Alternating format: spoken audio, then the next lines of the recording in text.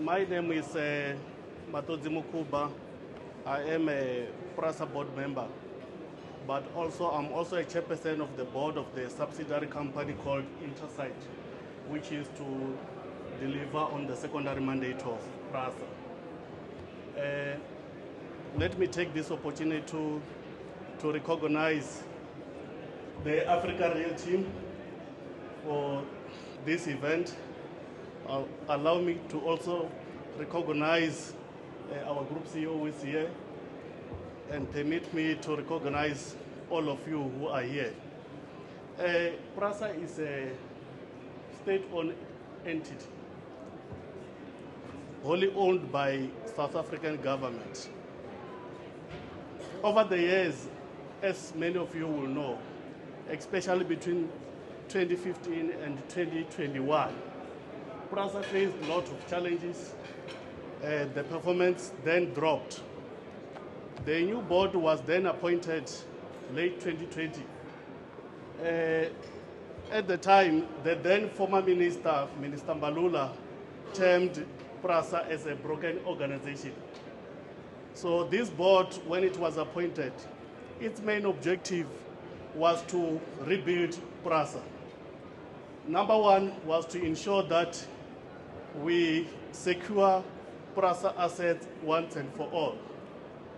Number two was to ensure that we recover the corridors after we are happy with the security on the ground, because you cannot start with recovery before the security.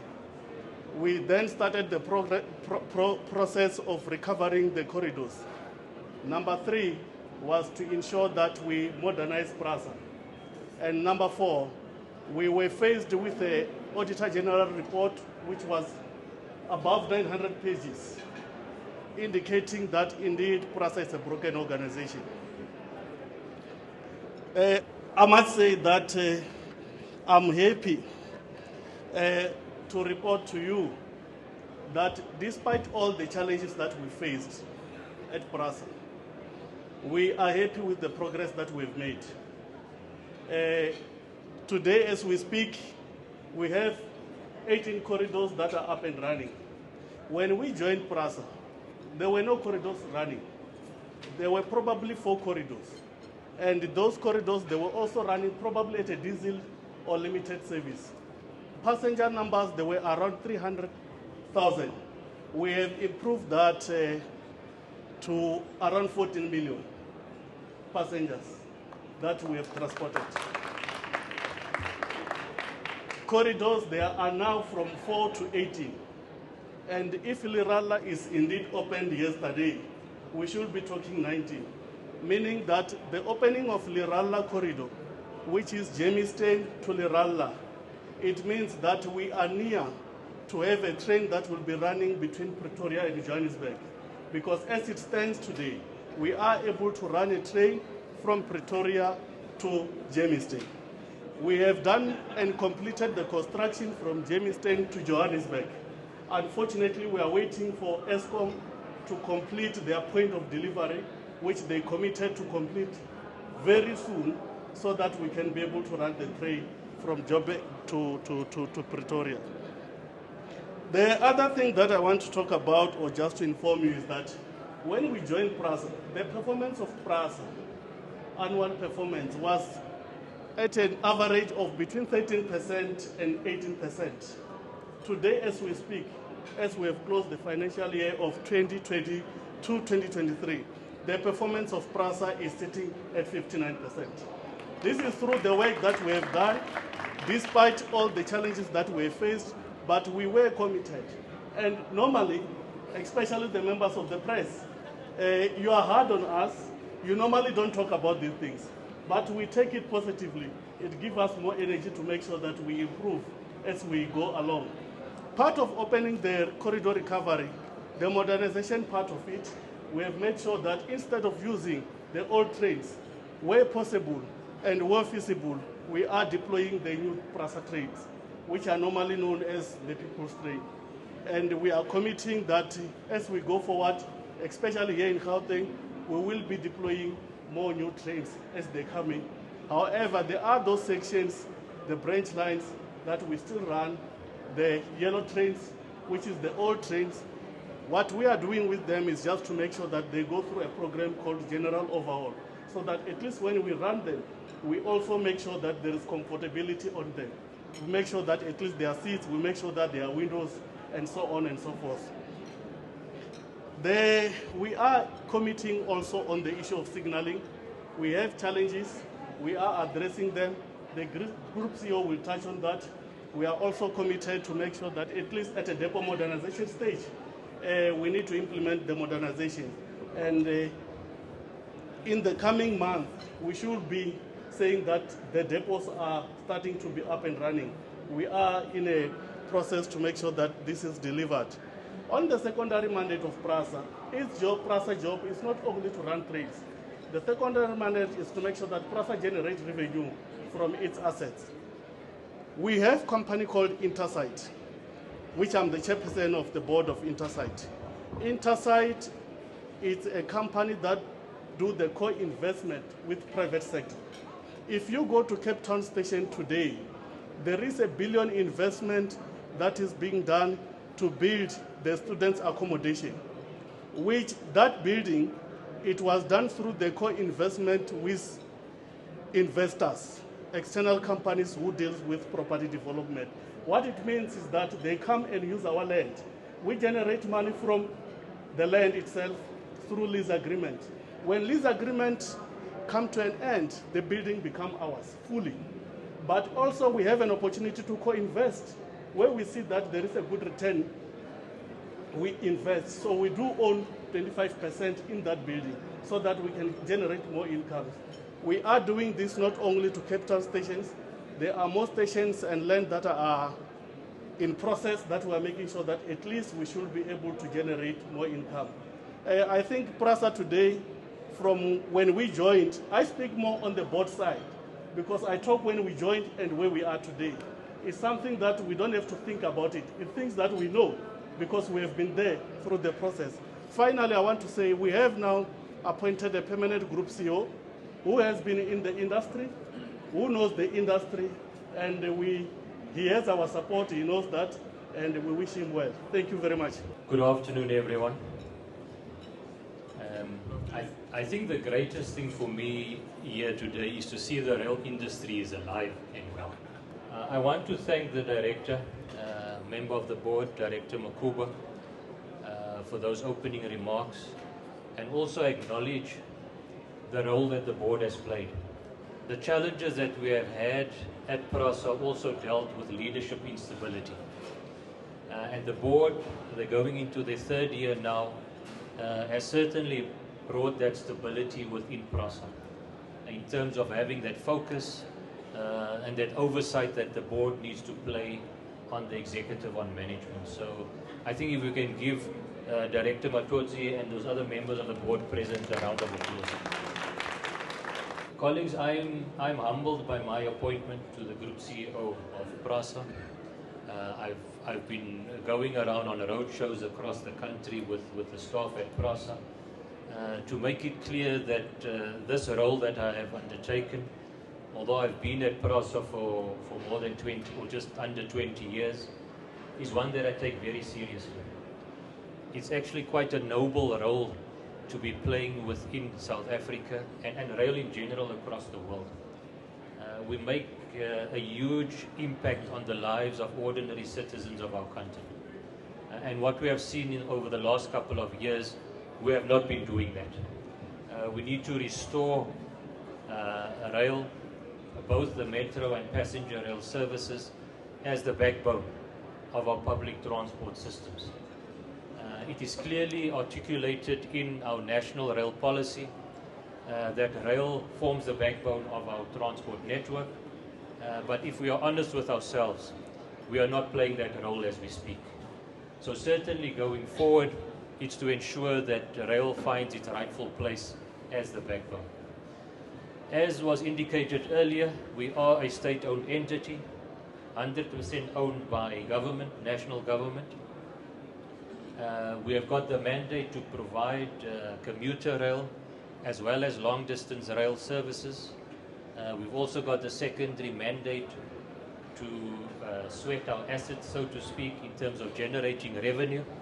And we've got a huge property portfolio and other strategic assets like fiber and so forth that we are looking at generating revenue. Another key mandate is around the intercity rail transport. And probably less known is we also do intercity bus services. And PRASA is structured into three key divisions. We've got the rail division, our biggest division, dealing with metro rail, commuter rail operations, as well as our long distance rail operations through mainline passenger services. When it comes to our metro services, we operate in 7 of the major metros around the country. Here in Gauteng, it is Tshwane, Johannesburg, and Ekurhuleni. In the Western Cape, we operate in the city of Cape Town. In KwaZulu-Natal, we operate in eThekwini. And in the Eastern Cape, we operate in Gqeberha, Port Elizabeth, and East London. So in the major metros, we've got the commuter rail services, and then we provide the long-distance passenger rail. Approximately 500 stations that we have nationally, and we've got a network of approximately 2,230 kilometers. PRASA owns that network in the metros. Our sister company, Transnet, owns the network, particularly your intercity, your long-distance rail network. When we look at, as the director has also mentioned, when they came on board, there were no lines operational. And in the main, it was due to the theft and vandalism that we experienced. But also leading up to that was the issue around maintenance of the infrastructure and our rolling stock. That also contributed to some of the decline that we have seen. But as he correctly pointed out, and I think that is the focus, while I think in the past three years back there was a lot of focus on what has happened in terms of the theft and vandalism, we're in a new period now of recovery and rebuild. We no longer want to focus on the decimation of our network that happened a few years ago. The focus now is purely on recovery and rebuilding the rail network. And you will see, some of you may have been at the plenary session yesterday, where we covered some of these aspects. When we look at the turnaround plan of PRASA, particularly in the short term, the focus still heavily remains on corridor recovery. We operated 40 corridors in the past. We are now at 18 corridors. We launched a further corridor yesterday here in Gauteng, in Tembisa, taking us to 19. This year we have set ourselves a further 16 corridors that we are working on. That will take us through to approximately 34 corridors. It brings back 80% of the network by the end of this financial year, sorry, not calendar year, financial year, which takes us to March. And that's a huge achievement in terms of bringing back these corridors. One of the challenges we do have is the corridors that we bring back, we are still operating a limited service. We are not able to operate high frequency services at this point in time because we're still busy with the recovery of our signaling systems. But the important thing is to see the trains back on track. That is the first step. And these trains that you see here, the blue ones behind me, is what we are launching in the main on these corridors. This is a very important project. I'm sure we'll touch on it later in terms of the modernization that we are dealing with. So in the short term, while there's a focus, heavy focus on the recovery of the corridors, as part of this recovery, you will see modernization or elements of modernization coming through, starting with the new trains that you see. And these are modern trains with the high-spec features that we have not had before on our system. And we will share a bit more around the details of that. I see we've got the Gibela team that is well represented here, the team that is responsible for providing 600 of these trains to PRASA. We currently have 146 with us already. So that's a huge achievement. But going forward, beyond the corridor recovery, our eyes are firmly on modernizing the rail system. So the trains is one aspect, it's around the signaling, it's around our depot program, it's around our stations, it's around moving towards new ticketing technologies and data. All of these aspects form part of our modernization program. I must say that PRASA is one of the few, I would say, rail companies around the world today, and we're rolling out a very ambitious modernization program. I think normally you would not fully modernize your whole system in one go. Normally you would find elements of it being modernized. It's rolling stock over the next 5 years, you do a signaling modernization. Because of the underinvestment we saw, and I'm talking 15, 20 years ago within rail, we need to modernize and totally overhaul the rail system. So it's across the board. Rolling stock, signaling, our depots, our stations, telecommunications, the perway, the infrastructure, it's all being rolled out simultaneously. And that brings its own challenges.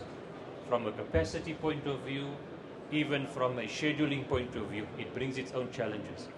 And I think the team is certainly rising to that challenge. Going beyond the short, medium term is also looking at the future, beyond just the modernization that we are talking about. And here this speaks to what we've got in terms of the national rail policy, particularly around our long-distance rail network, the intercity services.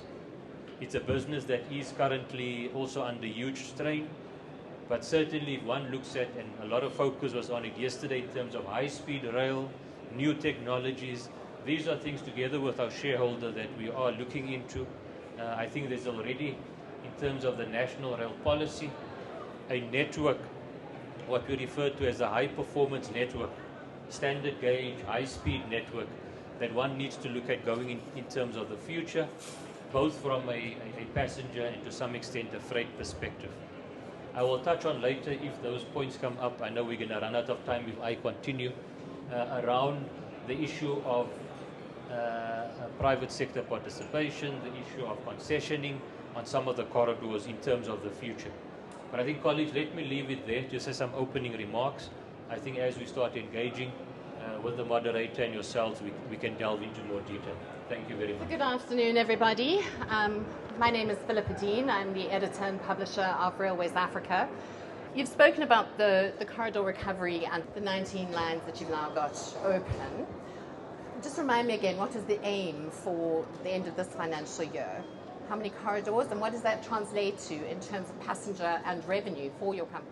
Post-lockdown of COVID, there were 0 corridors.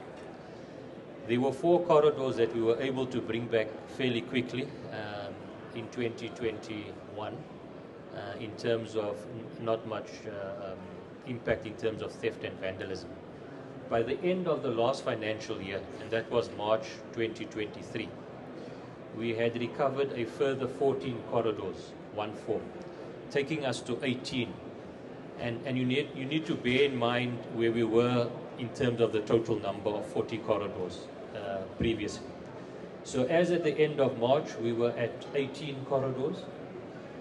This year we have set ourselves a target of 16 corridors. A minimum of 10 needs to be achieved in this period. We are working on 16 of them. And that is across the country, which will take us to 34 corridors. One of them we launched, as the director has mentioned, just yesterday, which takes us to 19. Within the next 2 to 3 weeks, we will be communicating the corridors that we are launching. And for each one of those corridors, I'm not speaking glibly to that we want to bring back 16. There's a detailed program for each one of these corridors. We have already developed the scope of work. We've made appointments on these corridors in terms of the infrastructure recovery programs that we are dealing with and the timelines that we are targeting. We have learned lessons from the 14 corridors that we have brought back. But importantly, by the end of this financial year, we are looking at 80% of the corridors recovered by then. In addition to that, the team will also be focusing on some of those existing corridors that we have already launched because it's about optimizing the operations on those corridors. Many of them, we're still operating low frequency services, a train every 30 to 45 minutes, and we all know as rail people that in the peak that is not good enough. We need to have the capability of in the peak periods running services every 5-10 minutes on these corridors. So this optimization, it relates to our signaling programs. It does relate to the issue of some capacity enhancements, and also very importantly around the issue of bringing back some of our stations as well on those corridors. So 34 by the end of this year. We have seen your question around the passenger numbers. The director has correctly indicated that we've seen a steady increase of passenger numbers this year, particularly in the last quarter of the financial year when we've launched these corridors, we started running the new trains. We've seen in that quarter that those services to a large extent is well utilized from a passenger point of view. Numbers have increased significantly. But I must stress this point. We are nowhere near the passenger numbers we should be at. And I want to give you an example of, in 2015, PRASA was operating and moving 550 million passengers per annum. And you heard the numbers that were quoted. Last year we were at 14. So we are still far off from where we need to be. And therefore the urgency around the corridor recovery, optimizing these corridors are critical. But the positive signs are there, that the numbers are returning as we start recovering these corridors. We are at a trade show, and I suppose with everybody here, you're all eager to figure out how to do business with PRASA and what the opportunities are. Key to what was said earlier was around the signaling, your depots, modernization, both station and rolling stock and infrastructure. What timelines are we looking at? Where is the start going to be? Okay, I've spoken on the corridor recovery in terms of the timelines for bringing back those 16 corridors. We've got it broken down every quarter. We've already started making awards on that. Before I delve into the signaling and some of the bigger programs, linked to your question, and it's an important one around the interest from the industry. And I think very importantly, and I'm glad you guys applauded when Director Makuba made that comment, because it was a huge achievement. For the first time in more than a decade, PRASA has spent and executed its capital program. And that has got a huge impact on the rail industry. When SOEs like PRASA, and I'm speaking specifically on PRASA, when we are not executing and spending our capital allocation, not only is PRASA suffering in terms of the turnaround plan, not only are our commuters, our passengers suffering in terms of the service that we are offering, but the rail industry at large is also suffering if we are not being able to execute our program. So last year we had a budget of 12.5 billion rand. We executed that for the first time in more than a decade. In fact, we exceeded that. We spent 13.5 billion. And when I say spend, I'm talking about unapproved projects and programs, not spend nilly-willy, right? Unapproved projects and programs around the turnaround plan. And going forward, that is our commitment in terms of making sure that budget allocation we can execute. So it's about having the internal capacity and also ensuring that our key stakeholders are also appropriately capacitated going forward. On the issue of timelines, the signaling program, which is a critical one for us to bring back the high-frequency services, already, I'm sure some of the colleagues standing in the room will know where we are with some of these projects. The one that's already quite advanced is around the KZN signaling program in terms of modernizing the full system in eThekwini. We are at a very advanced stage and will be going to the market very soon for the rehabilitation of the Gauteng signaling systems that has been badly affected by the theft and vandalism. That should be very soon out in the market. But in terms of our timelines, we have got an 18-month to 24-month program This is an accelerated program because of the extent of the work to ensure these corridors are all fully signalized and we've got the right controls in place. Obviously, within those 18 months, we'll have phased completion of some of the corridors before that period. But in terms of the full completion, 18 months, maximum 24 months to get Gauteng fully signalized. The process in KZN is well advanced, as well as the Western Cape. So that's one of the key programs. The other one mentioned earlier is around the depot modernization. And that's where we will be maintaining the new trains that we are getting. We're upgrading and modernizing our depots. That's one of the programs that's significantly behind. But this year, you will see us making awards on some of the key programs, particularly Benrose here in Gauteng, the depot, as well as Pardon Island in Cape Town. We want to move with that quite speedily. And then we're busy with designs on some of those other key depots. The station program, a number of stations we are bringing back within this financial year. I do see my colleagues, and I want to point them out so that when we are done, I've got the executive team here. I see they're standing together, so they're making it easy for me. I've got the acting CEO of our corporate real estate department, division, Annette Lindeke, on the property portfolio. I've got the acting CEO of the PRASA technical division on the rolling stock and infrastructure, and the acting CEO of our rail division, Nelson Malafani. So I think also after this, please feel free to corner them and question them on some of these things. But that's high level in terms of some of the key time frames we are dealing with. So as part of your modernization and the depots and the stations and increasing the frequency on your lines, you're obviously going to be looking at digitalization and the implementation of new technology as hand in hand with all of this. How far in that strategy are you?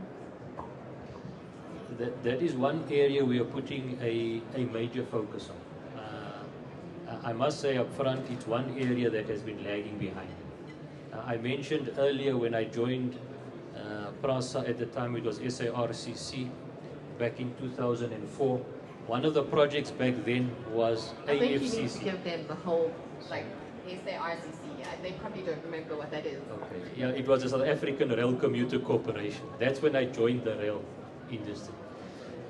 And one of the projects back then, it was always one that was, we were pushing this one, was the AFCC. And that was automatic fare collection control around smart ticketing. Till today, we have not rolled out that successfully. It's one of the areas we have highlighted that we want to accelerate. Just around the issue of ticketing. Not only it deals with the issue of revenue, but it also goes back to the issue of data and information. At the moment, the way we are dealing with the ticketing through the paper ticket strategy and so forth, we are losing out a lot in terms of being able to look at data and interrogate that from an origin, destination, down to the requirements of your commuters and so forth. So that's one of the key things we are rolling out. Together with that is modernizing our ICT systems to move to, I mean, we're in the era of technology, big data and so forth.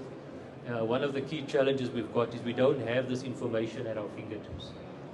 We have visited many other operators across the world where this information is there. It's real time. We need to get to that point. We are busy setting up the architecture for that.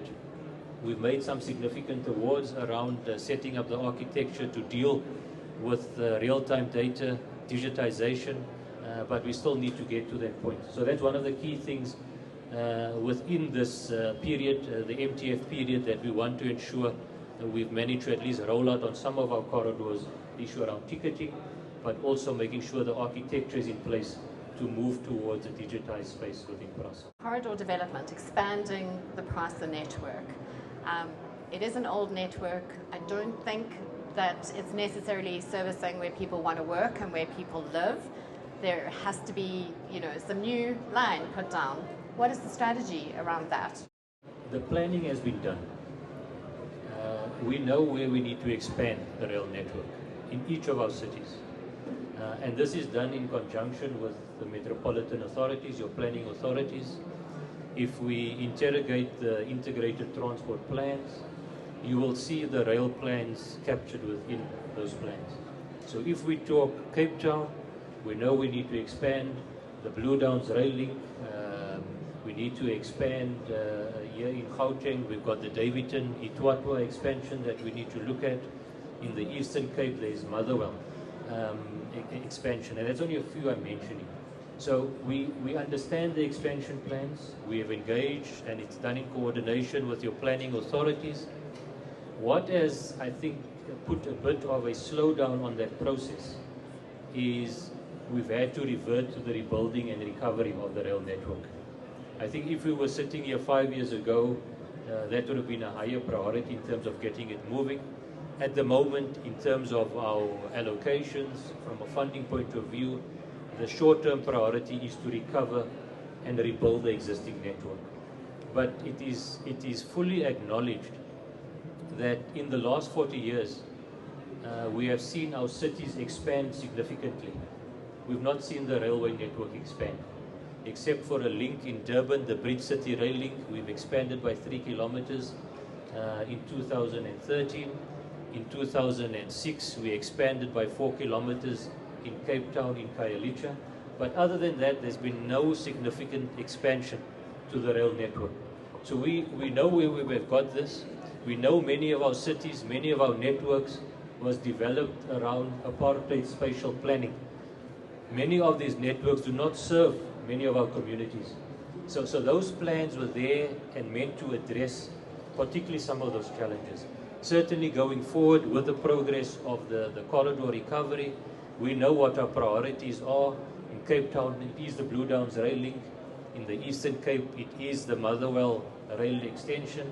Here in Gauteng, we have got the Davidton Itwatwa. We've also got the Barrel Link line. We've also got the Tshwane ring rail. All of these we know as priorities, but I think we need to first recover and rebuild, and then we get the focus on some of these critical expansion projects that we need to deal with. Earlier, when you were talking, we spoke about high speed, and I know that we speak about high speed and we say we'll never see high speed in South Africa, and then, there's talks about high speed, Johannesburg to Durban. I want you to just touch on that for a moment.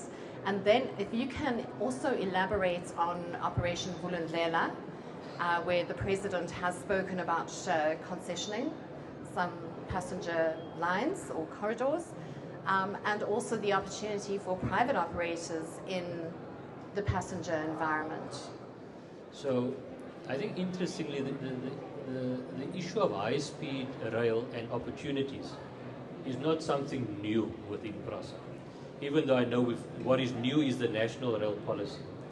But if you look back as early as our strategic plans within PRASA, even our 2012 strategic plan, we already done some analysis around high-speed rail. And it is recognized that our current long-distance rail in particular, which is where high-speed rail operates, is not how we see the intercity and long-distance rail network for the future. We have identified through the strategic plan already what are some of those key priorities, be it your Johannesburg-Durban, be it Gauteng to Limpopo, Polokwane, be it the Johannesburg-Cape Town routes. And there was some analysis done around that. I mean, colleagues in the room will know that I think high speed has also got its areas where it's got its advantages over other modes of transport. And it's typically when you're operating between that 600 and 800 kilometer distance that you find high-speed rail becomes very competitive, even with your airlines. When you go beyond that, you need to look at increasing your speed significantly beyond the 350 and 400 kilometers an hour if you want to compete with your airlines. The other challenges that we have seen, particularly also here in South Africa, is some of the low-cost airlines. And their tickets are very competitive. So the feasibility around this, based on that competition and your road trips, a lot of analysis has been done. We've identified some of those networks, but I think detailed feasibility still needs to be undertaken, looking at the possibilities of where there is potential for both passenger and freight, or where it is predominantly just a passenger service. So, and I think that is now clearly, and I think it's given a lot of guidance in terms of the national rail policy around the future of long-distance rail and the need for high speed. if you look at our current intercity operations, the mainline passenger services, it's one of our businesses that is, and I will say it's at the brink. Because one, it has lost any competitive edge that it has had. The one thing you could say is around affordability, but the competitive edge around travel time, around convenience, around reliability, it has lost that. And therefore there's a need, like we are doing with the metro service, there's a need to overhaul and modernize the long distance rail. And that's where high-speed rail will certainly come in. There's also the new technologies that we need to look at beyond just the issue of locomotive haulage in terms of the diesel, electric. There's other technologies in terms of electrical multiple units, diesel multiple units, and recently the whole discussion around hydrogen as well. So these are things that is being looked at in terms of the future for long distance rail, and high speed I think is critical for the competitiveness of long distance rail. The issue around, again, what Operation Vulindlela in terms of aligned to the national rail policy, I think I will say up front that there's been more of a focus in those discussions around the freight. But yes, the passenger also needs to be discussed in terms of those opportunities. It was alluded to earlier that I think they over and above the recovery of predominantly focusing on our high priority or high volume corridors, there's other opportunities where we've got rail networks around the country, be it in some of the lines, in some of our other provinces. I'm using the term rural, more rural environment. There's a whole industry around rural rail that one can look at, and I'm talking about passenger rail. It is not the same model as a metro operation, but you've got rural rail operations. And certainly there are those lines that one must look at the opportunities of concessioning. It was mentioned earlier, there's the opportunities even with our existing fleet, the yellow and grey trains, that how do we utilize these more effectively? So there are these opportunities. The national rail policy talks about creating rolling stock companies. And if you've got this fleet, you can have it as, and this is looking ahead, okay, looking to the future, creating these companies where you make rolling stock available, concessioning out other lines. A lot more feasibility needs to be done, obviously, but there are these opportunities. We need to have more discussion, but the policy documents, I think it sets a framework for us to have these discussions going forward and to identify across the country where some of these opportunities exist. So my last question before I open to the floor, talking about your older rolling stock that is being upgraded, or the general overhaul, where are you at? The contract's out. What is the progress? This is a 5-year contract. We into the first year has been completed. And you know, it gave me a lot of satisfaction, if I can use that word, when I briefly walked around the expo.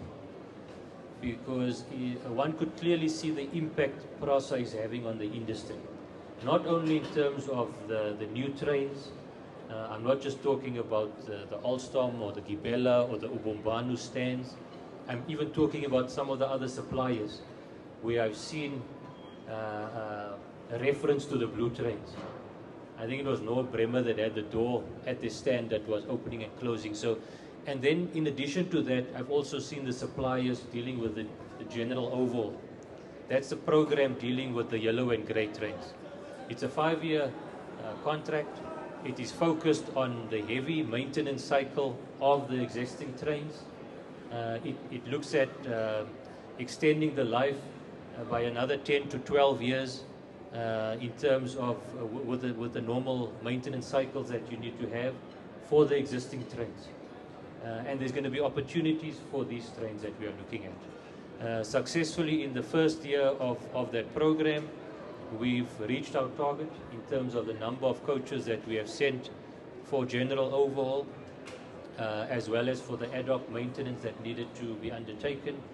And we are hoping that within the next month or so, we actually want to properly communicate and also have possibly our shareholder there to launch these trains that have come out of the general overhaul program and showcase what that has resulted in. Some of them will be on our corridors where we are not running the blue. Some of them we want to target the expansion program. And there may be other opportunities that we expand even beyond our borders in terms of opportunities for looking at some of these trains going forward. But already it's well underway. The first year has passed. We're into the second year of that program. My name is Nkululeko Kola. I'm from ABSA. Congratulations, CEO, on the developments. It's very exciting. I have a few questions around the private sector participation. Have you thought of doing the AXA model, for example, at the stations? Because you're transporting a lot of passengers. And I think there's a leverage there you could also use, because passenger rail tends to be a loss leader in a way. And so maybe that could be nice opportunities like what British Rail and them have done, building malls and, as you say, at the Cape Town station, having the student accommodation. I think PRASA is very important, and I think it can transform the country indeed. And I don't know what your thoughts are around that and how we can crowd in private sector participation. I think we're very interested, and this is very exciting what you're saying, and thank you. We have certainly not even just following the model, we've already implemented. I don't know if you had the opportunity recently to visit one of our flagship stations, Park Station. If you look at what has transpired there in terms of development, the opportunities, our stations, we have made it very clear early on that it must be a place of attraction, if I can call it that way. It's not only where you access the rail network, but it becomes a place on its own in terms of having whether it's accommodation, whether it's retail, whether it's commercial, and those opportunities are there. We've got a very detailed program that we are rolling out across the country. You mentioned the Cape Town station. We are busy there with a huge development with the private sector. It's one of the areas within PRASA where we've advanced quite far in terms of private sector participation, investment into rail around our stations. Just for those that are not aware, Cape Town station, we're looking at 7,000 square meters of retail development at the station, 3,000 plus student accommodation beds, and this will be done by the end of this year. The retail will be open. I know we are targeting to have that by October, to have the retail component completed and ensure that by the next year's intake in terms of students, that facility will be ready in terms of having the beds available. And the benefit we bring as rail, and I'm speaking specifically rail, another good example in KZN is your Bridge City. I'm not sure if you visited that. The ability of rail in terms of unlocking development must not be underestimated. The bulk that you can bring to a site, bulk development. I'll give you the example of Bridge City. Before we built, and I mentioned earlier, we built an extension 3 kilometers into the Bridge City development. Before we had the rail extension, Bridge City could only be developed to 400,000 square meters of bulk as a development. When we completed the line, we increased the bulk development at Bridge City to 750,000 square meters. And therefore you see the shopping mall, you see the courts, you see the hospital, you see the residential. A lot of that has been made possible because of having rail within the development. The same applies with the Cape Town station. What we have brought, and that's what we're leveraging off, the ability that we bring towards development in terms of not only the foot traffic, but your development potential. So there's a number of projects around the country that I think the colleagues can, if you want more information, Annette is there, can take you through some of those and what are some of the opportunities going forward. But it's certainly one of our key areas in terms of revenue generation to supplement. Currently, our fare revenues are down. We are quite reliant on looking at the secondary area as well. Okay, good afternoon. My name is Beki Maivens Twala. I'm the founder and the president of the Township Economic Commission SA. I'm loving the discussion. Mine is just a comment, most especially with the previous speaker. We've got what we call the township rail economy, where we're saying, can we guys not be left behind?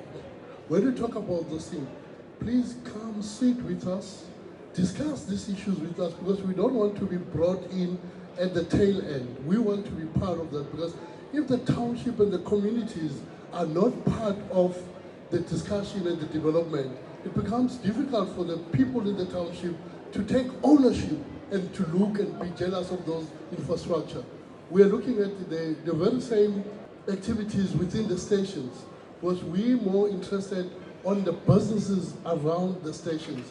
To say and also the issue, we understand that the Gautrain will be extended to Soweto and Soshanguve. We want to be part of those discussions from the beginning, so that at the end of the day, the communities on the ground are able to take ownership, and they're able also to we are able together to create jobs and make sure that at the end of the day, these projects are meaningful. First is a comment to you, sir.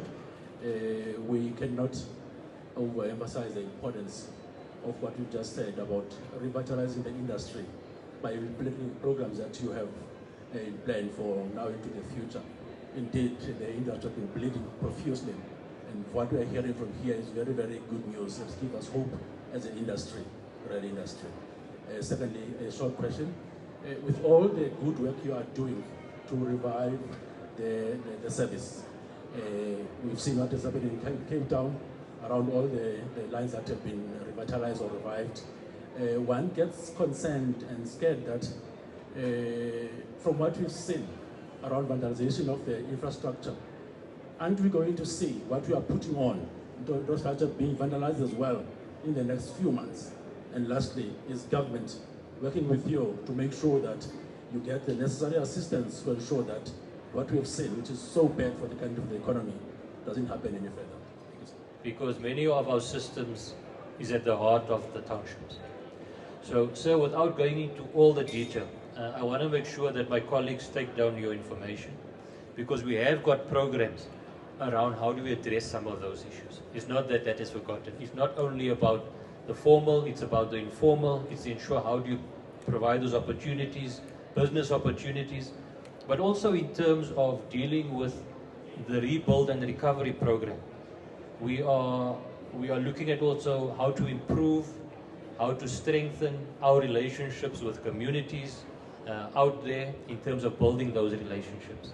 One of the challenges we've got, I think, is linked to the second question by Fazili, what you are raising also about some of the challenges and threats to the system. We need to ensure that there's an ownership sitting within these communities, within those townships, that they are feeling they're part of this process. I think that's one of the key successes to ensure you don't see the levels of theft and vandalism also going forward. It's only one of the key things. We've done a lot else on that, and I'll address that separately. But we'll make sure you take your details so that I think outside of this, I want colleagues to engage you. It's a very important and relevant point that you are raising in terms of the communities that we are serving. Coming to the issue of, and thanks for that comment, I think we certainly take serious the issue of revitalizing the industry. I can tell you it was not easy in 2 years back or receiving a lot of communication from the industry in terms of, as you said, the industry was bleeding. I think many of our colleagues have got to a point where they even had to close down. And that was something not taken lightly, not by PRASA, not by government, in terms of the funding and making sure we accelerate on bringing back this program. What we have done to ensure we don't have a repeat is we've got an integrated security strategy that we are rolling out. And already we have seen a huge success in terms of that strategy. The corridors that we have recovered, we've ensured we've got an enhanced presence in terms of boots on the ground, number one. That's the first part of the strategy. And we've seen many of the incidents have reduced significantly. I wouldn't call it down to zero, but virtually down to a level where it's not impacting at all the operations. The second one is technology that we are bringing back. We are looking into the issue of drone technology, bringing in the issue of CCTV, detection systems, and that is the second phase. And already some of these things we are moving now towards the tender phase around technology interventions around security. The third one is particularly in our high risk areas. it's around the closing of the corridors. And here we are looking at the walling and fencing solutions around some of our networks. The earlier gentleman mentioned the issue of Gautrain as an example. Gautrain is an example of a closed network. If you look at the PRASA network, it is open, it's exposed. You can walk onto the railway line, you can access the station even not going through the station itself. So the high risk areas, we are going to be closing that off. Those are key projects that we are going to be rolling out across the country. But I think the important point, coming back to you raising the question, what is government doing? Because there's a lot in terms of the investment. We're also cooperating with other SOEs around security. We're integrating with be it Transnet, Eskom, that are also being faced with similar challenges around theft and vandalism. There's committees around dealing with economic sabotage of critical infrastructure. But I think very important, and we will all agree, that the issue of theft, of crime, is an outcome of a broader societal issue around poverty and job creation.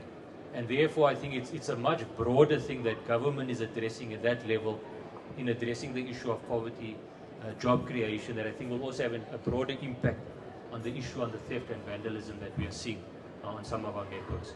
But we have rolled out a program already addressing these issues.